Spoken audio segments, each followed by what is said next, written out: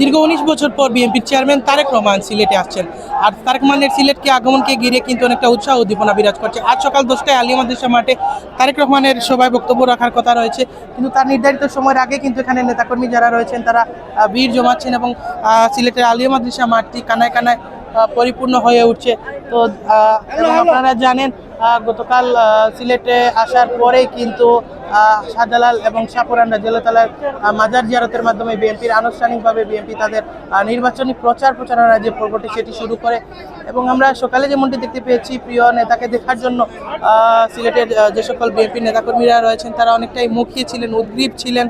এবং যতই সময় যাচ্ছে কিন্তু নেতাকর্মীদের দল ততই বাড়ছে। এবং আমরা অনেকের সাথে কথা বলেছিলাম, তারা অনেকটাই উচ্ছ্বাসিত, দীর্ঘদিন পর তাদের প্রিয় নেতাকে তারা দেখতে পাবেন। এবং আপনারা জানেন গতকাল প্রতীক বরাদ্দের পর থেকেই কিন্তু অনেকটাই ছন্দে রয়েছে দলটি। এবং আমরা যেমনটা জানতে পেরেছিলাম মহানগর এবং জেলা বিএনপির পক্ষ থেকে যেমনটা জানানো হয়েছে আমাদেরকে, যে আজকে কিন্তু প্রায় 3 লক্ষাধিকের বেশি নেতাকর্মী সমাগম হওয়ার কথা রয়েছে।